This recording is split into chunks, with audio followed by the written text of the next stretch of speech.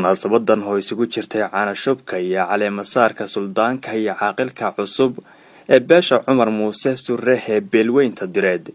ee deegaana ka tirsan gobolada Nugaal iyo Bari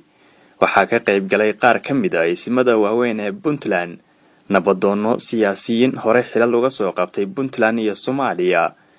gudoomiye ku-xigeenka gobolka Nugaal abwaano haween dhalinyaro iyo marti sharaf kale oo goobta lagu casuumay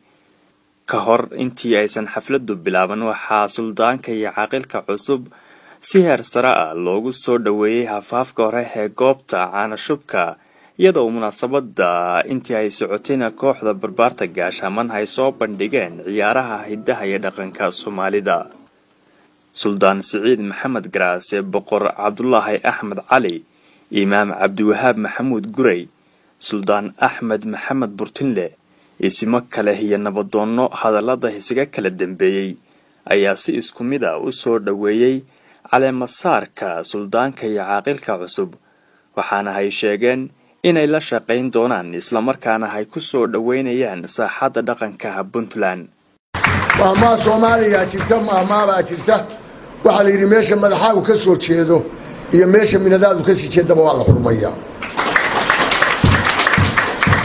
وابتلسك هويدا iyo xididka iyo ilmaha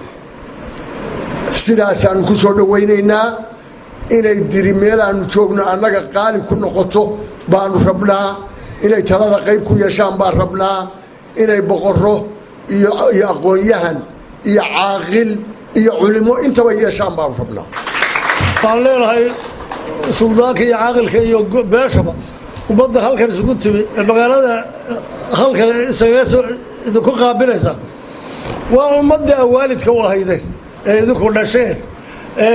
tarantiinii ah xagga hooyada suldaanka iyo caaqilka labadaba waxa weeye waana soo dhaweynaynaa waana la shaqaynaynaa waa soo dhaweynaynaa maxaan ku yiraahdaa suldaanka iyo caaqilka waana la shaqaynaynaa qiimo weyn loogu fadhiya reer Puntland sharaftooda iyo wanaagooda inaan ka shaqayno haday ismaday Surre ay yihiin oo meel kasta ay joogaan iyo ganacsatadooda iyo dhalinyaradooda iyo waxgaradkooda anigu ninkaan isku meel baan ku kornay ilaa iyo 10 jirkayagii aqoonayna u lahayn baan u sileeyaa horta waa maray waa nin geesiya markii xiga nin go'aan la weey markii xiga nin deeqsiyo haduu hayo Cumar Muuse iyo waa duriyada asliya oo wadadigu qaaliyo ku diirsada dadii xigtay weeye doomiraayay oo waxa loo doortay wadacadiyo hufnaan Allah daaye suldaan wuu diyaarsan yahay Suldaan Cali Saciid Samatar oo ah suldaanka cusub ee lagu caanashubay iyo caaqilka cusub ee isna la caleema saaray Cabdirasaaq Xaaji Cawil aw Ciise oo gabagabadii xafladda ka hadlay